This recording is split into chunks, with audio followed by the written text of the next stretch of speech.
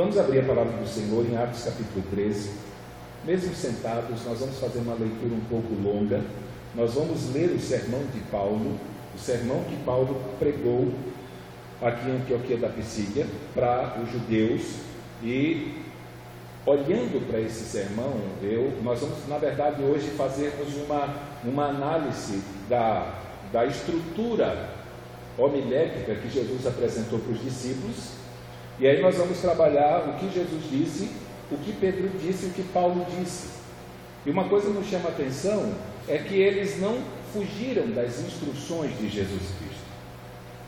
Tanto na instrução de Jesus Cristo, como no sermão de Pedro, como no sermão de Paulo aqui, nós temos a mensagem simples do Evangelho. Mas mesmo sendo simples, é a mensagem poderosa que Deus usa para transformar a vida de pecadores. Então, para mim e para você, ao pensarmos em pregar o Evangelho para uma pessoa não crente, um descrente, tudo que eu e você precisamos saber para dizer a ela, está nesse texto aqui. E está nas palavras que Jesus deu para os discípulos antes de ser assunto aos céus, e está nas palavras de Pedro, no seu primeiro sermão em Atos 2, no seu segundo sermão em Atos 3, está no sermão de Estevão lá em Atos capítulo 7, e agora está no sermão de Paulo. Eles foram fiéis à instrução de Jesus Cristo. Então, eu estou escalado para pregar. Eu não preciso ficar pensando o que é que eu vou pregar. Basta que eu escute Jesus Cristo em Lucas 24. Basta que eu leia o sermão de Pedro em Atos 2. Eu leia de novo o sermão de Pedro em Atos 3. Eu leia o sermão de Estevão em Atos 7. Eu leia o sermão de Paulo em Atos 7. Eu estou falando isso no que diz respeito ao anúncio do Evangelho àqueles que não conhecem Cristo. Então, tudo aquilo que eu e você precisamos dizer para alguém que está perdido, a fim de que ele possa ser alcançado, nós temos aqui, e nós vamos ver esse processo, como o processo é efetuado, a fim de que um pecador condenado que está no reino das trevas possa se tornar um pecador salvo e participante do reino da luz. Então, vamos ver.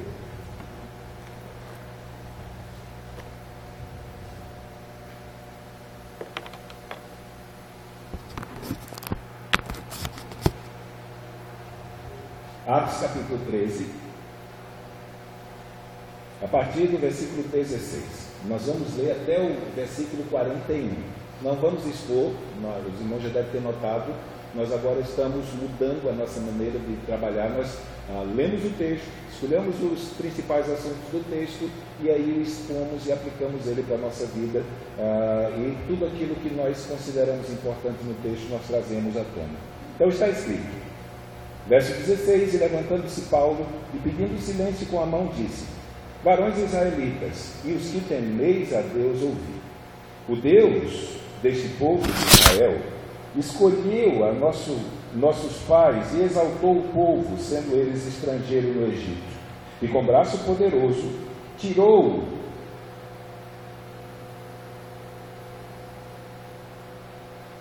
o tirou dela. E suportou os seus costumes no deserto por espaço de quase 40 anos, e destruindo as 7 nações da terra de Canaã, deu-lhes por sorte a terra deles. E depois disso, por quase 450 anos, lhes deu juízes até ao profeta Samuel. E depois pediram um rei, e Deus lhe deu por 40 anos a Saul, filho de Quis, varão da tribo de Benjamim. E quando este foi retirado, lhes levantou como rei a Davi, o qual também deu testemunho e disse: achei a Davi, filho de Jessé, varão conforme o meu coração, que executará toda a minha vontade. Da descendência desse, conforme a promessa, levantou Deus a Jesus para Salvador de Israel, tendo primeiramente João, antes da vinda dele, pregado a todo o povo de Israel o batismo de arrependimento. Mas João, quando completada a carreira, disse: quem pensais vós que eu sou? Eu não sou o Cristo, mas eis que após mim vem aquele a quem não sou digno de desatar as alparcas dos pés. Varões irmãos, filhos da geração de Abraão, e os que dentre vós temem a Deus, a vós vos é enviada a palavra desta salvação. por não terem conhecido a este, os que habitavam em Jerusalém e os seus príncipes condenaram-no, cumprindo assim as vozes dos profetas que se leem todos os sábados. E embora não achassem alguma causa de morte, pediram a Pilatos que ele fosse morto. E havendo eles cumprido todas as coisas que dele estavam escritas, tirando-o do madeiro, o puseram na sepultura. Mas Deus o ressuscitou dos mortos. E ele por muitos dias foi visto pelos que subiram com ele da Galiléia a Jerusalém, e são suas testemunhas para com o povo.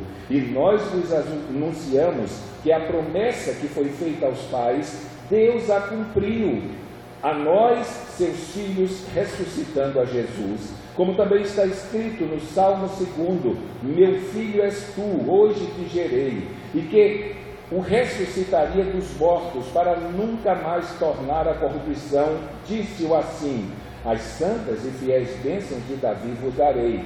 Pelo que também em outro salmo diz: não permitirás que o teu santo veja a corrupção. Porque na verdade, tendo Davi no seu tempo servido conforme a vontade de Deus, dormiu e foi posto junto de seus pais e viu a corrupção. Mas aquele a quem Deus ressuscitou, nenhuma corrupção viu. Seja-vos, pois, notórios, varões e irmãos, que por este se vos anuncia a remissão dos pecados, e de tudo o que pela lei de Moisés não pudesse ser justificados por ele, é justificado por aquele que crê. Vede, pois, que não venha sobre vós o que está dito nos profetas: vede, ó desprezadores, e espantai-vos e desaparecei, porque opero uma obra em vossos dias, obra tal que não crereis se alguém vos-la contar. E saídos os judeus da sinagoga, os gentios rogaram que no sábado seguinte lhes fossem ditas as mesmas coisas. Vamos orar mais uma vez. Pai amado, nós queremos colocar a nossa vida diante de Ti e queremos pedir, Deus, que o Senhor venha ser com a nossa vida. E de maneira especial, o Senhor venha, Senhor, alcançar o nosso coração e o nosso entendimento pelo Teu Espírito. E que, Deus, a Tua Palavra possa encontrar no nosso coração como aquele solo fértil, Senhor, em que a Tua Palavra plantada, Senhor, há de produzir os frutos que hão de glorificar o Teu nome. Por isso, ser com a minha vida nessa noite, me ajuda, vem ser com a vida dos Teus filhos e ajuda cada um de nós, e que nós possamos compreender, Senhor, e essas verdades que encontramos aqui nesse livro, Senhor, as verdades que encontramos nesse sermão, as verdades que encontramos, Senhor, nos demais sermões que foram registrados por Lucas nesse livro, possam nos ajudar a dar testemunho da nossa fé, não apenas, Senhor, aqueles que nos perguntam, mas aqueles, Senhor, que nós haveremos de abordar para anunciar a eles o caminho da salvação. Por isso, sempre cada um de nós, e pela iluminação do Teu Santo Espírito, o Senhor nos faça compreender de forma mais clara, Senhor, todas essas verdades que alcançaram a nossa vida. Nós te pedimos em nome de Jesus. Amém. Como dissemos no início do culto, esse texto no livro de Atos é um texto que tem um valor imenso, principalmente porque é o único discurso de Paulo que é registrado de maneira quase completa. Então você não vai ver em nenhum lugar do Novo Testamento uma pregação do apóstolo Paulo registrada com tantos detalhes e com tanto conteúdo quanto aqui. Uma das coisas que chamam a nossa atenção, principalmente nessa pregação, é que os apóstolos, e nós já comentamos isso quando analisamos as outras pregações que vieram anteriormente, os apóstolos, eles levaram à risca as instruções de Jesus Cristo sobre aquilo que se devia pregar. Parece que é uma tarefa que assusta a maioria dos cristãos da nossa era, o pregar o Evangelho. E talvez porque, ao pensar em pregar o Evangelho, eles olhem de alguma maneira para aquelas pessoas que, por força da pregação e da fama, estão em eminência. Então eles têm como referência pessoas. Só que a pregação do Evangelho tem como referência principal um conteúdo. E não importa as características pessoais que um ser humano tenha, que um cristão tenha se ele prega a verdade do Evangelho. Por essa verdade Deus vai abençoar a vida dos outros. Então os discípulos, eles foram fiéis à instrução de Cristo. E quando nós olhamos os dois sermões de Pedro, no capítulo 2 e 3 de Atos dos Apóstolos, quando nós analisamos o sermão de Estevão, no capítulo 7, e quando observamos as instruções que Jesus Cristo deu aos apóstolos antes de ser assunto aos céus, acerca do que deveria ser o conteúdo da sua pregação, nós ficamos espantados, porque eles não procuraram inovar, eles não procuraram fantasiar, eles não procuraram amenizar o peso da pregação sobre a vida do pecador, eles não quiseram transformar a pregação em algo diferente, atrativo aos olhos dos homens. Eles simplesmente fizeram e cumpriram à risca aquilo que Jesus disse que eles deveriam fazer e pregar. Então, antes de nós analisarmos o sermão de Paulo e tirarmos e retirarmos dele as características que o identificam com as instruções que Jesus Cristo deu, nós queremos primeiro ir para Lucas 24. Eu quero que você abra a sua Bíblia lá, Lucas 24, 44 a 48. Então os discursos foram até um pouco diferentes, mas as verdades centrais contidas neles foram as mesmas. Então, cada vez que eu penso em fazer um sermão, principalmente um sermão que tem como propósito anunciar o Evangelho para uma pessoa que ainda não creu nele, então nós temos a referência aqui. Nós temos a referência. Eu sempre digo, quando estamos dando treinamento na área de pregação, que no que diz respeito a um sermão evangelístico, nós só mudamos o texto. A mensagem não pode ser mudada. Ela segue a mesma sequência, ela segue a mesma linha, ela segue o mesmo trilho, porque é o Evangelho de Jesus Cristo que está sendo anunciado. Então, às vezes, num afã de produzir uma mensagem diferente, nós jogamos o Evangelho fora dela, e nós não devemos fazer isso. Nós devemos aprender com Jesus Cristo nas suas instruções, e nós devemos aprender com a obediência dos apóstolos às suas instruções, depois que ele foi assunto aos céus. Então, em Lucas 24, 48, nós vemos algumas características básicas. Na primeira, há uma mudança na maneira de falar. Por quê? Porque nesse aspecto aqui é o próprio Jesus Cristo falando acerca dele. Nos outros sermões, são os discípulos cumprindo aquilo que está no final, quando ele vai dizer, no versículo 48, vocês são testemunhas dessas coisas. Então, a partir de Pedro, já são os discípulos contando aquilo que Jesus disse que era para eles contarem. Então, Jesus aqui está falando de si mesmo, e agora os discípulos vão dar testemunho dele. Então, e disse-lhes, são essas as palavras que vos disse, estando ainda convosco, que convinha que se cumprisse tudo o que de mim estava escrito na lei de Moisés e nos profetas e nos salmos. Primeira coisa que a mensagem deve ter é uma associação do Jesus Cristo anunciado nos evangelhos com aquele que foi prometido no Antigo Testamento. Nós vivemos uma luta no meio acadêmico, principalmente por força dos liberais. Eles tentam empurrar goela abaixo dos estudiosos de que esse Jesus narrado nos evangelhos, na verdade ele nunca existiu. Nós temos um teólogo liberal que ele chegou a afirmar que a única coisa que tem de histórico nos evangelhos é a frase que ele padeceu sob Pôncio Pilatos. O resto todo é invenção, credice, superstição da igreja primitiva querendo dar razão da sua fé. Só que quando nós pegamos esse Jesus e começamos a olhar para o passado, observando os sinais que apontaram para a sua vinda e que testificam que ele de verdade é, aí os liberais ficam sem argumento. Então Jesus, ao dizer para os discípulos o que eles deveriam anunciar, principalmente porque essa parte aqui era muito importante, porque o Evangelho deveria começar a ser pregado em Jerusalém.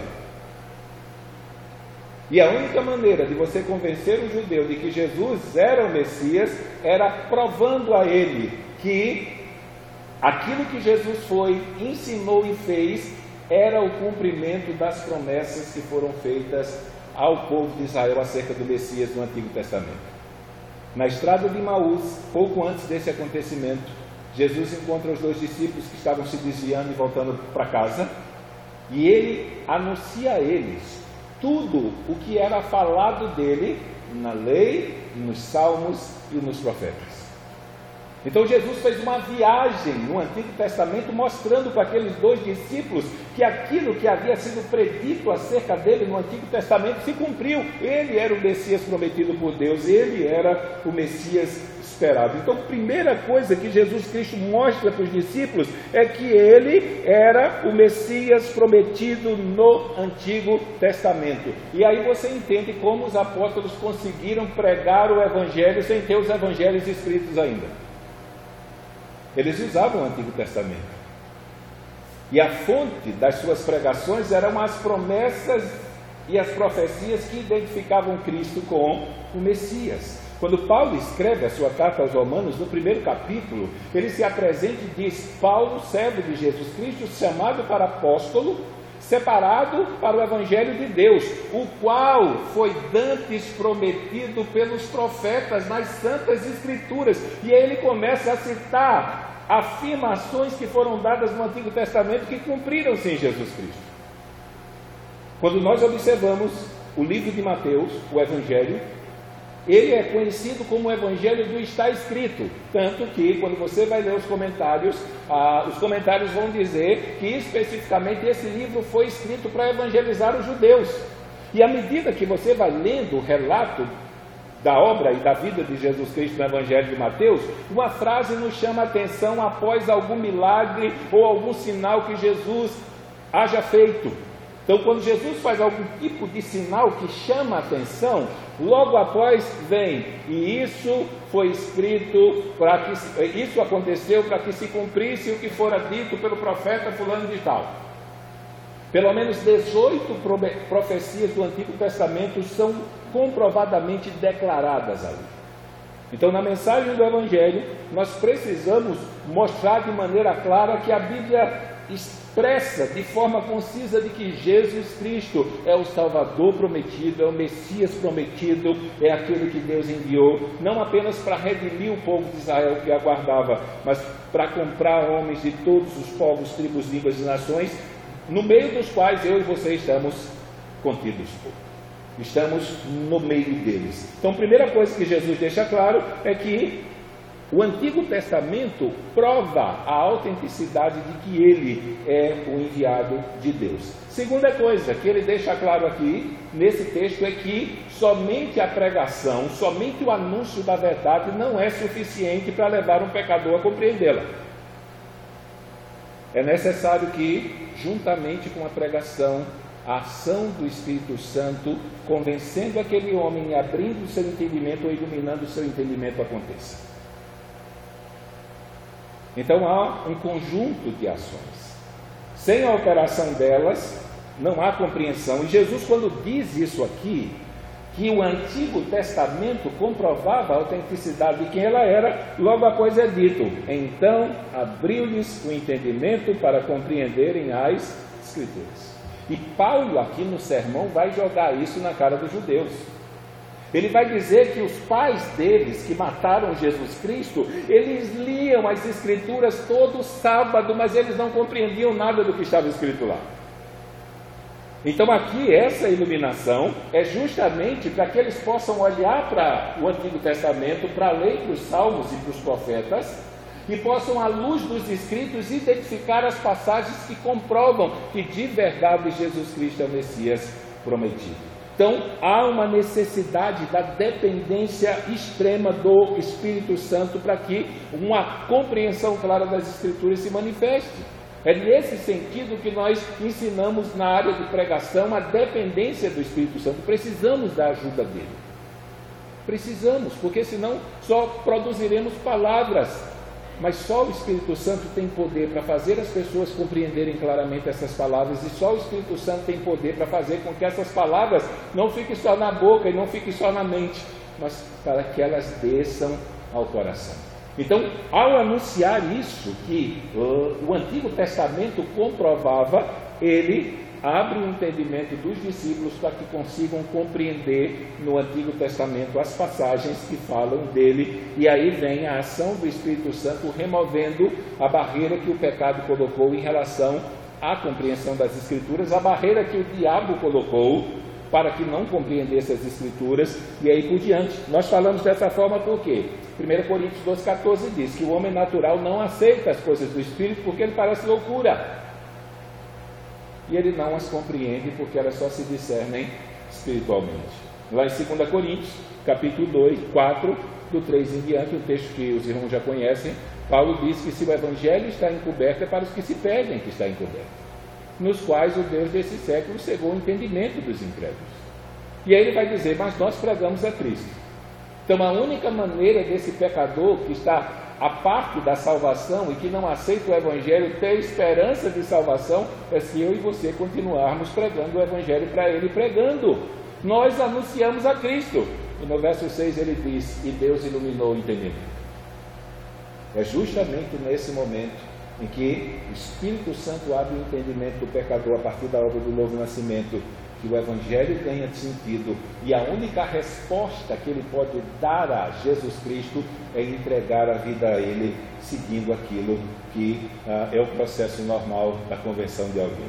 Então, primeiro, ele se apresenta como o Messias prometido no Antigo Testamento. Segundo, ele deixa claro que se não for pela ação do Espírito Santo na vida de um ser humano, ele não tem condições de compreender essa revelação, ainda que ele ouça, ainda que ele leia todo dia as Escrituras.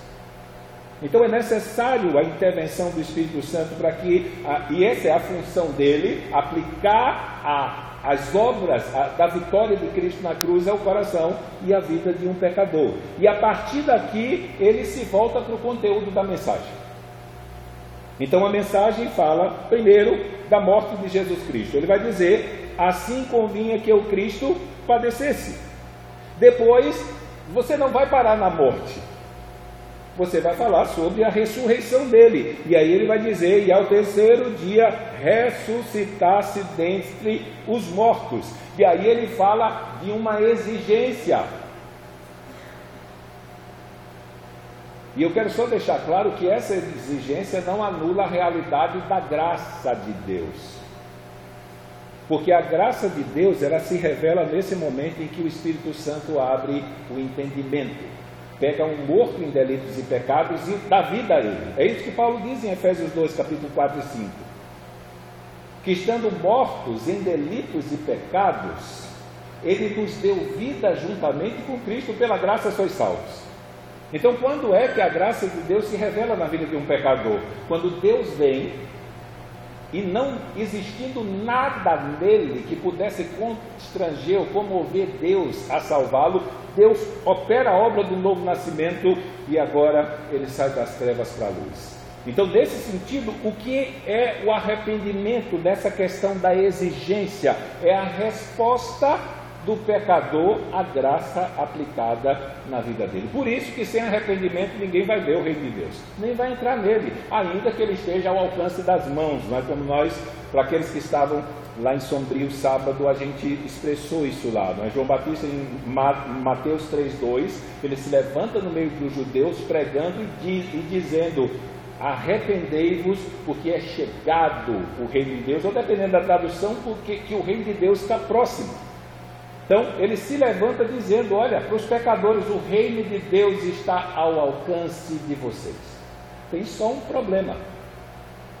A única maneira das mãos de vocês se apropriarem dele é se vocês se arrependerem de verdade. Então, Cristo morreu e ressuscitou e consumou a obra que salva pecadores. Mas é necessário que esses pecadores se arrependam dos seus pecados. E aí, se eles se arrependem dos seus pecados, vem a recompensa, vem a promessa e a remissão dos pecados. E aí Jesus deixa claro que essa mensagem vai trazer salvação a homens de todos os povos. Não é só para o povo de Israel que o Messias foi enviado para salvar. Ele diz que essa mensagem de que Cristo morreu, mas ressuscitou, e por causa da obra que ele fez, os homens devem se arrepender dos seus pecados para receber perdão, ela deve ser anunciada em todas as nações, começando em Jerusalém. E aí ele se volta para os discípulos e diz: vocês são testemunhas dessas coisas. Uma coisa nós precisamos prestar atenção: nós somos testemunhas da vinda, da vida, da obra, da morte, da ressurreição e da ascensão de Jesus Cristo. Jesus Cristo não mandou a gente pregar o nosso testemunho. Esse é o motivo pelo qual ninguém vê na nossa igreja a questão comum assim de pessoas virem testemunhar da obra que Deus está fazendo na vida delas, porque não é essa ordem que nos foi dada.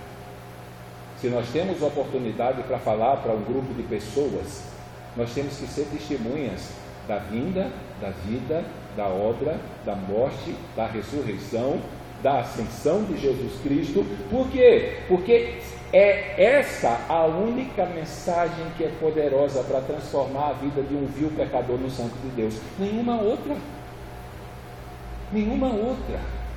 Às vezes, quando nós tocamos nesse assunto, alguém já levanta a mão e diz: mas pastor Paulo contou o testemunho dele, mas leia as palavras dele antes de contar. Ele faz questão de dizer para as pessoas: olha, eu vou falar para vocês como alguém que está fora do senso normal, como alguém que está louco. Lá em Corinto, ele vai falar por quê? Porque os coríntios menosprezavam Paulo. Aquela turma do foguinho puro lá achava que Paulo era um sem unção. E aí Paulo diz: olha, eu vou falar para vocês de uma revelaçãozinha que eu tive. O problema é que Paulo olha para trás e vai falar de uma que ele teve 13 anos atrás.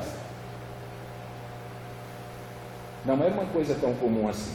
Era no meio da turma do Tendel lá, né, do Reteté. Mas Paulo, quando procura uma experiência com Deus assim profunda, ele olha para trás e achou uma 13 anos atrás. Mas quando ele foi contar, ele disse: olha, eu vou falar para vocês como um louco, como alguém que está fora de si. Porque os coríntios usavam isso para que as pessoas tratassem ele como destaque. Olha, eu nunca recebi uma revelação de Deus, esse irmão é mais espiritual que eu. E às vezes as pessoas contam para que as pessoas achem isso mesmo. Mas quando nós falamos de Jesus Cristo, não resta glória para nós. Nenhuma. Não resta nenhum louvor para nós, nenhuma ação de graça. Tudo é dado a Ele. E somente a Ele. Então vocês são testemunhas dessas coisas, de que em mim se cumpriu as promessas do Antigo Testamento acerca do Redentor e do Salvador que viria. E digam que eu vim, digam que eu vivi, digam que eu morri, mas eu ressuscitei, fui assunto aos céus, e quem crê em mim e se arrepender dos seus pecados, eles terão perdão total dos seus pecados. Essa é a mensagem do Evangelho. Então, nesse sentido, nós precisamos nos lembrar que não fomos chamados para contar o nosso testemunho, nem aquilo que Deus fez para a minha vida. Nós somos chamados para testemunhar acerca daquilo que Deus fez pela vida dos pecadores, a tal ponto de que, se um pecador, ao ouvir, crer nas palavras dele, ele terá os seus pecados perdoados e receberá a vida eterna. No sermão de Pedro, eu tomei emprestado uma frase do último parágrafo. Ele termina o último parágrafo, no capítulo 2, no sermão de Pentecostes, dizendo o seguinte: e acontecerá que todo aquele que invocar o nome do Senhor será salvo. E aqui invocado não é só gritar o seu nome, aqui invocado não é só falar o seu nome, mas o invocar aqui é aquele pedido de socorro de alguém que descobriu que está à beira da morte e não tem condições nenhuma de fazer nada por si mesmo, e ninguém que está ao seu redor pode fazer nada.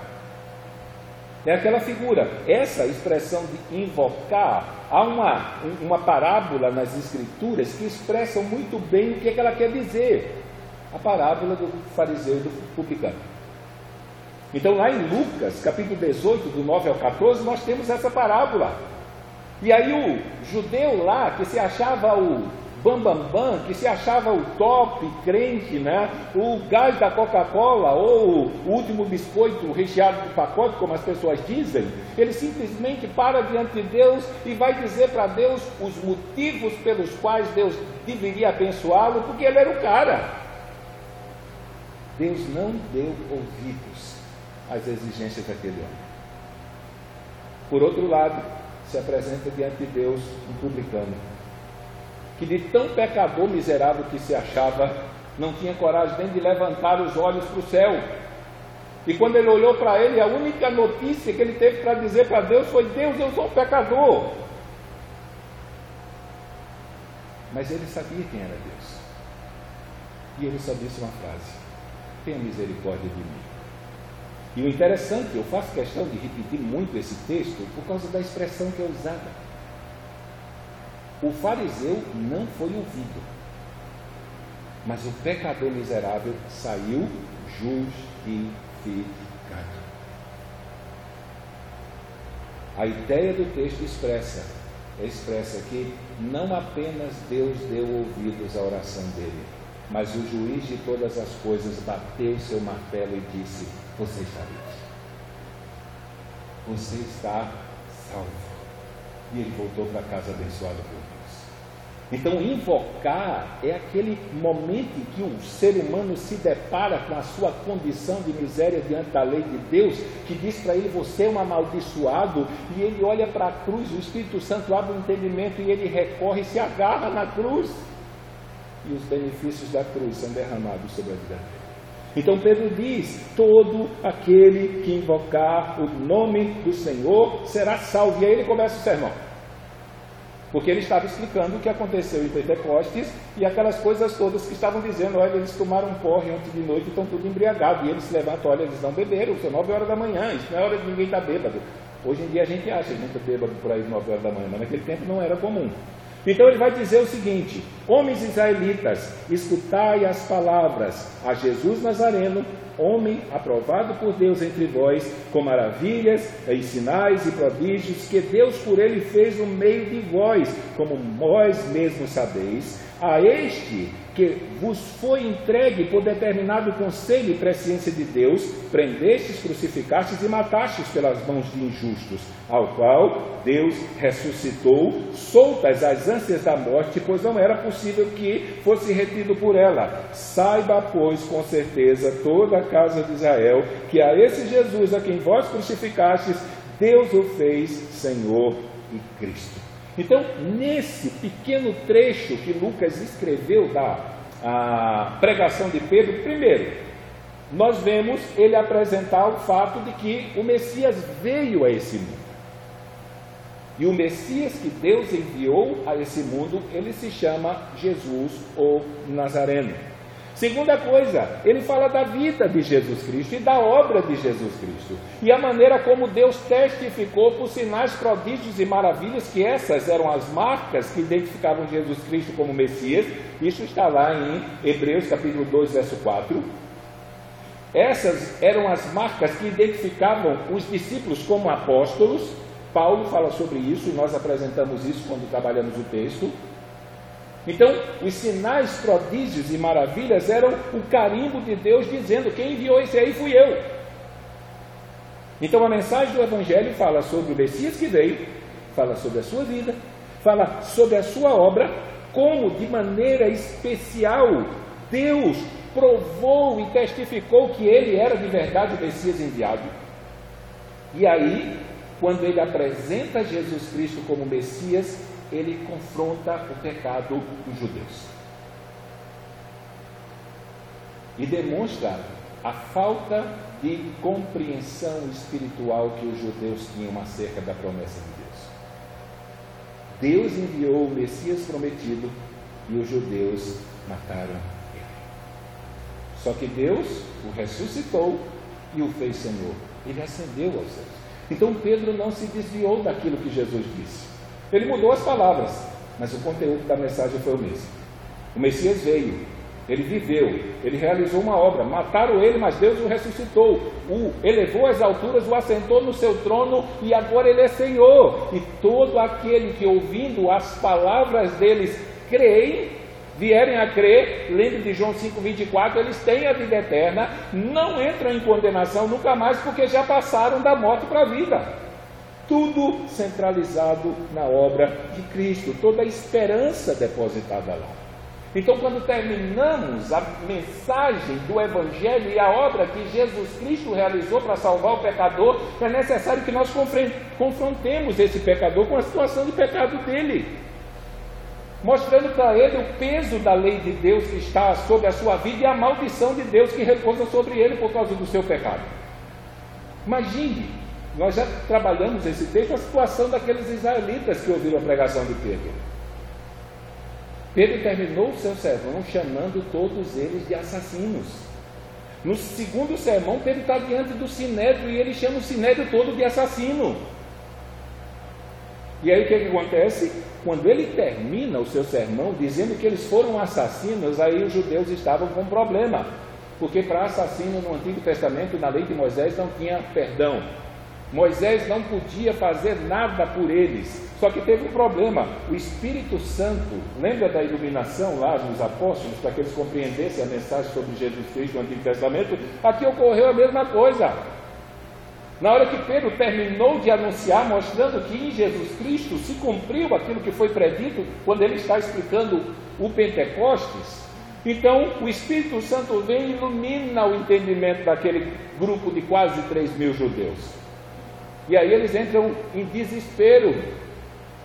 Por que motivo? Porque não havia perdão para assassino na lei de Moisés. Os assassinos tinham que morrer. Eles não mataram Jesus por acidente. Eles não mataram Jesus em legítima defesa.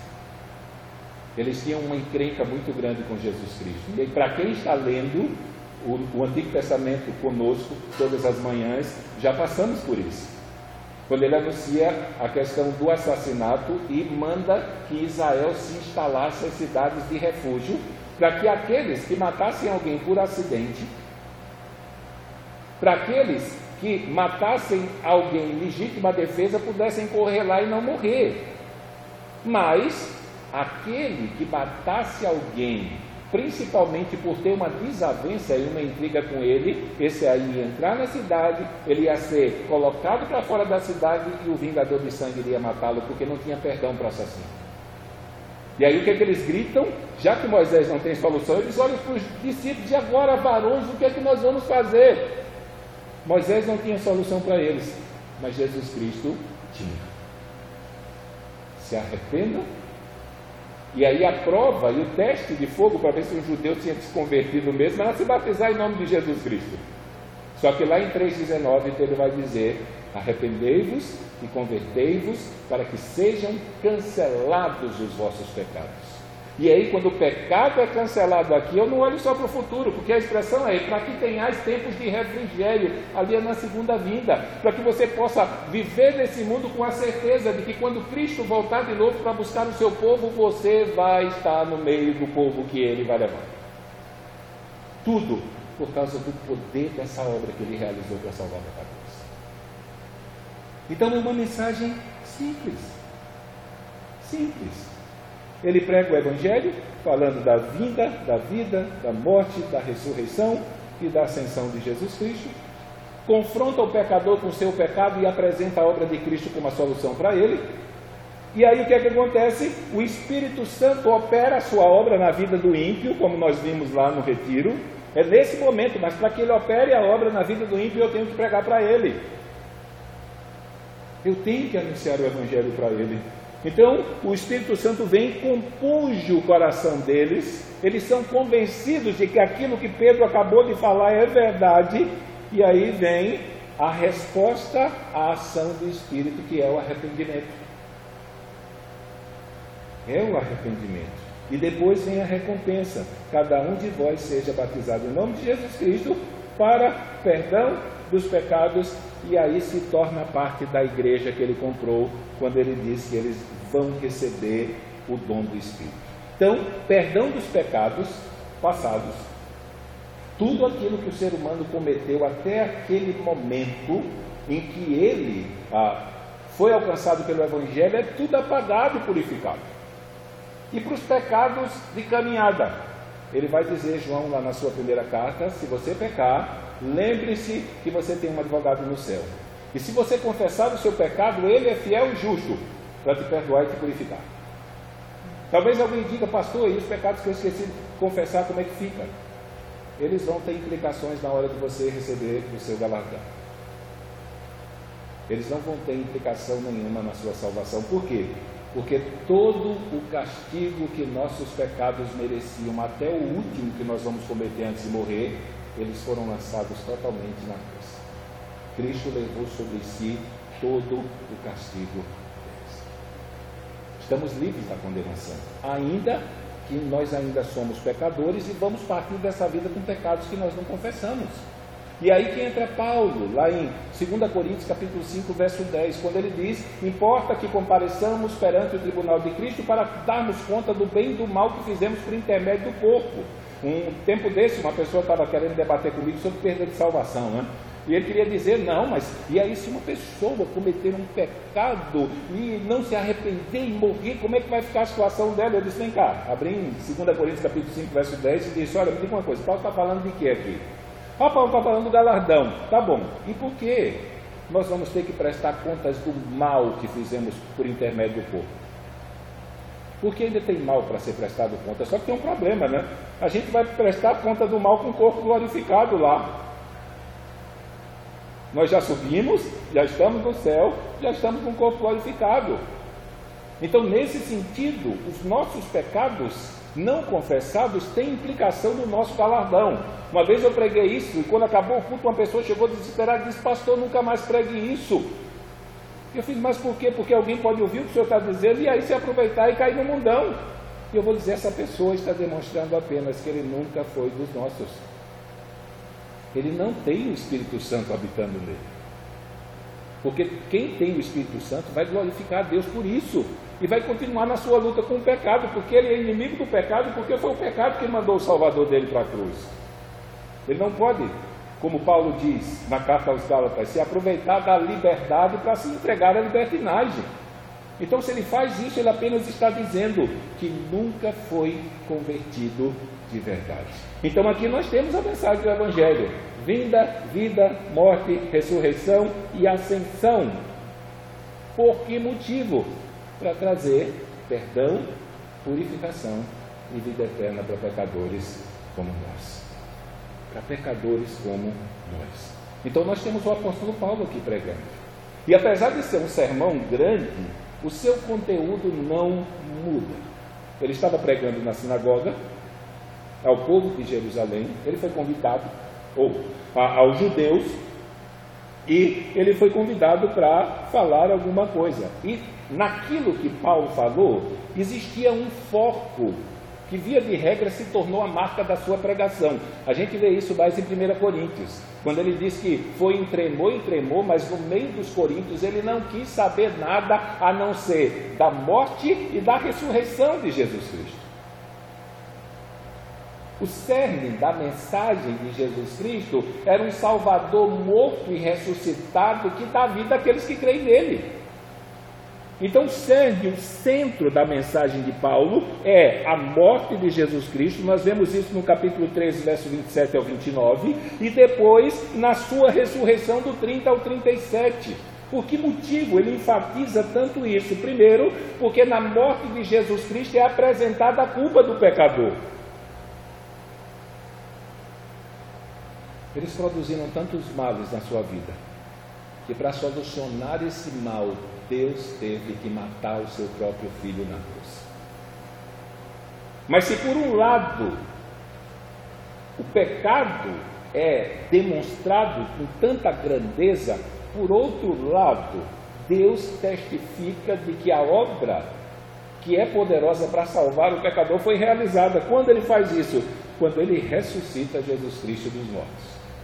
Então, quando Cristo ressuscita, tudo aquilo que ele fez e toda a mensagem contida nela recebe um carimbo de Deus dizendo: é verdade.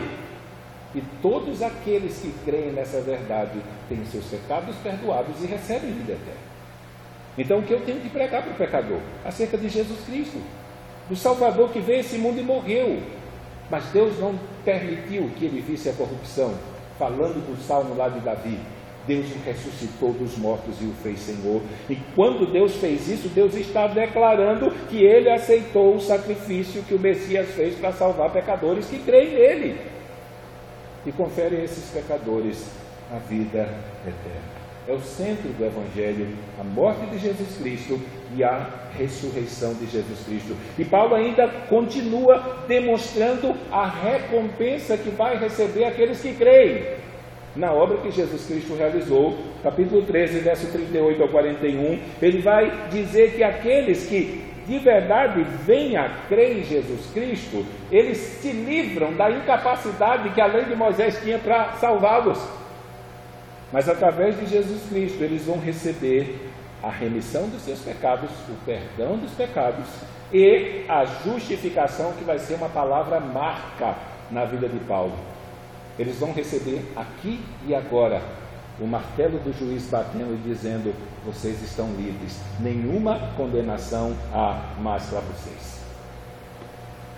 Então tudo tem a ver com o pecado, o estado em que o ser humano se encontra, debaixo do pecado diante da lei de Deus, e a maneira como um Deus amoroso resolveu solucionar esse problema, enviando o seu Filho, para que a partir da obra do seu Filho, o pecador tivesse esperança de vida e de vida eterna. Então aqui remissão é perdão total. Justificação é a declaração oficial do juiz absolvendo da culpa e do castigo dos pecados aquele que creu. Então todo o castigo que os pecados deles mereciam, Deus satisfez na pessoa do seu Filho. A lei de Deus não pode mais condená-lo. E aí o apóstolo Paulo termina sua exposição no verso 42 e 43, falando sobre o perigo que corre quem desprezar essa obra que Cristo realizou. O Evangelho é uma espada de dois gumes. Ele tanto pode trazer salvação para o pecador que crê, como pode piorar a situação daquele que crê no dia do juízo. Porque a intensidade do sofrimento estará ligado à revelação recebida. Paulo vai falar isso em Romanos capítulo 12. Aqueles que sem lei pecaram perecerão. Então uma pessoa que veio a esse mundo, viveu e morreu, nunca ouviu o Evangelho, ela vai perecer. Porque só o Evangelho tem poder para salvar o pecador. Então ela perdeu a sua vida.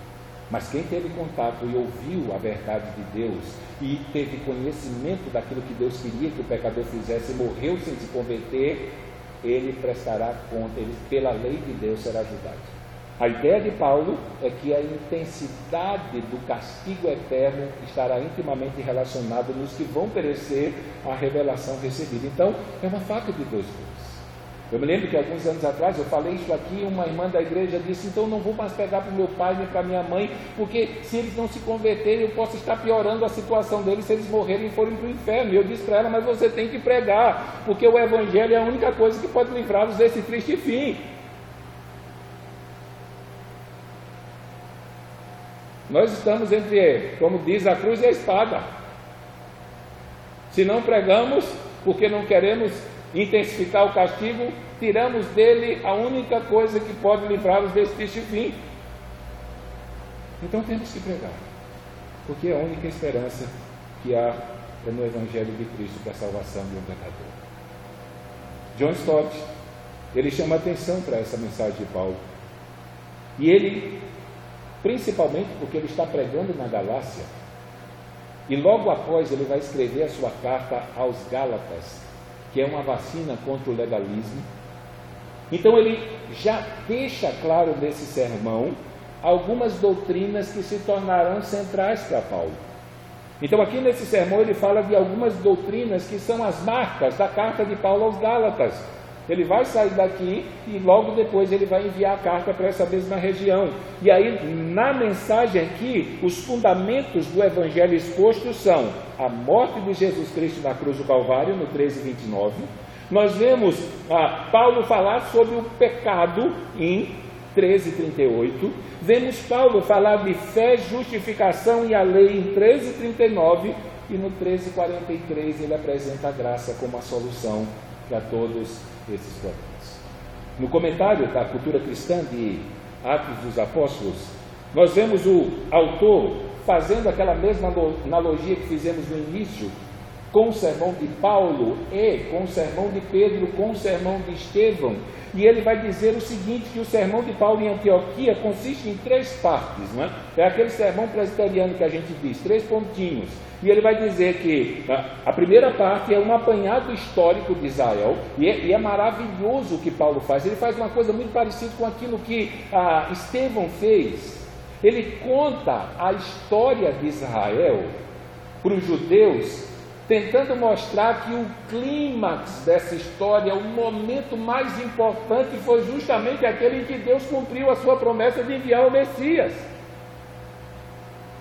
Só que os judeus estavam cegos espiritualmente, e ao invés de receberem a salvação prometida, eles mataram o Messias. E como consequência disso, eles viraram as costas para a única esperança que Deus havia mandado para salvar as suas vidas. Então, o escritor do comentário da cultura cristã, ele diz que a primeira parte, Paulo faz um apanhado da história de Israel. Na segunda parte, você pensa no sermão de Pedro que nós vemos, ele fala da vida, da morte e da ressurreição de Jesus Cristo. E depois de falar da vida, da morte e da ressurreição de Jesus Cristo, ele aplica a mensagem, confrontando o pecado do ouvinte, mas mostrando para esse ouvinte que pela fé em Jesus Cristo ele pode ter os seus pecados perdoados e receber a vida eterna. John Stott, também em seu comentário, ele diz o seguinte, ele diz que na estrutura do sermão de Paulo foi muito semelhante ao sermão de Pedro. Ele primeiro fala dos acontecimentos do Evangelho, a cruz e a ressurreição. Depois eles falam das testemunhas que testificam a autenticidade desse fato, que são os profetas do Antigo Testamento e os apóstolos do Novo Testamento. Ele fala das promessas do Evangelho, a nova vida em Cristo por meio do Espírito, quando diz que eles vão receber o dom do Espírito. E por último, ele fala das condições do Evangelho, que é arrependimento e fé. Então, se essas coisas estiverem contidas na mensagem, nós estamos pregando tudo que o pecador precisa saber, a fim de que ele possa ter esperança de vida eterna. Por último, Barclay, em seu comentário do livro de Atos dos Apóstolos, ele apresenta a estrutura desse sermão de 5 maneiras. Primeiro, Paulo insiste de que a vinda de Jesus é a consumação da história de Israel. Nós estudamos o livro de Apocalipse, capítulo 12, verso 1 ao 6. E naqueles 6 versículos nós contamos a história de Israel desde Jacó até o nascimento de Cristo, porque esse era o propósito de Deus em manter aquela nação. Eles eram os descendentes da promessa que foi feita a Adão e Eva depois da queda, quando foi dito para eles que da semente da mulher ele levantariam um que esmagaria a cabeça da serpente, o Redentor viria. Então Israel foi preservado para que a partir de Israel o Salvador do mundo viesse, e agora o Salvador veio e a salvação de Deus se abriu para todos os povos da terra. Mas o nascimento de Jesus Cristo foi a consumação da história de Israel desde o seu princípio, porque Deus sustentou esse povo e abençoou esse povo para que se cumprisse aquela promessa que foi feita a Adão e Eva depois da queda. Segunda coisa, Paulo assinala que os homens não reconheceram a divina consumação quando Jesus Cristo veio. Então os judeus, quando lemos o sermão, você viu, ele faz questão de apresentar para os ouvintes que aqueles que viveram no tempo que Jesus veio, possivelmente aqui nós devemos estar entre 15 e 20 anos depois da morte de Cristo, então eles não reconheceram, eles liam as Escrituras todo sábado na sinagoga, eles estudavam as Escrituras, eles escreveram comentários das Escrituras, mas quando Deus cumpriu as promessas que havia feito a seu povo, eles não a compreenderam. E como dissemos, ao invés de receber um Salvador, eles o mataram. É uma coisa muito parecida quando nós pregamos o Evangelho para alguém, e depois de pregarmos ele vira as costas e vai embora como se não ouviu nada. O escritor aos Hebreus diz que uma pessoa dessa está pisando em Jesus Cristo e dizendo para Jesus Cristo que o sacrifício que ele fez na cruz do Calvário para ele não vale nada. Nada. Nada. Ele simplesmente trata o Espírito Santo, aquele que inspirou homens para tornar as Escrituras autênticas e para torná-la possível a nós, e eles dizem que literalmente que o Espírito Santo não falou a verdade.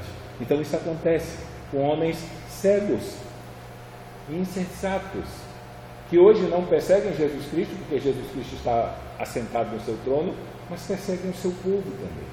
Então, por falta de compreensão espiritual acerca da mensagem do Antigo Testamento que apontava para o Messias, esses homens cegos em sua insensatez rejeitaram a Jesus Cristo, o crucificaram. Só que tem uma coisa que Paulo vai deixar claro, que Pedro deixou claro e que Estevão deixou claro, é que os judeus rejeitaram Jesus Cristo, mas Deus não. Eles disseram: nós não queremos esse homem, não acreditamos que ele é o Messias, e mataram ele. E aí Deus o traz de volta à vida e diz: mas fui eu que enviei ele, e ele é o Salvador do mundo. Então eles o mataram, e parecia que a derrota tinha sido iminente, mas o plano de Deus não pode ser frustrado. Deus o ressuscitou dos mortos. E aí Paulo vai usar uma linguagem tipicamente judaica para dizer o seguinte, que a ressurreição é o cumprimento da profecia, porque Davi recebeu promessas de coisas que evidentemente não se cumpriram nele. Ele vai dizer que Davi morreu e morreu, mas Jesus Cristo é o descendente dele enviado, e ele morreu, mas ele ressuscitou. Deus o ressuscitou dos mortos e confirmou as promessas de Israel sobre a vida dele. Por último, que a vinda e a mensagem de Cristo, elas são as boas novas para o povo. Então, você quer contar coisa boa para o povo? Fale da vinda, da vida, da morte, da ressurreição e da ascensão de Jesus Cristo. Por isso vamos orar. Que Deus seja conosco e venha nos ajudar quando tivermos que pregar o Evangelho. Não fique estressado. Você só precisa falar para a pessoa que você quer evangelizar que Jesus veio, ele realizou uma obra poderosa. Mataram ele, mas Deus o ressuscitou, para que aquele que está ouvindo você saiba o quanto Deus o ama, e que se ele se arrepender dos seus pecados, Deus vai perdoar os pecados dele e vai dar a ele a vida eterna, que eu, que você e que todos aqueles que creram receberão. Por isso vamos orar. Vamos pedir a Deus que nos ajude.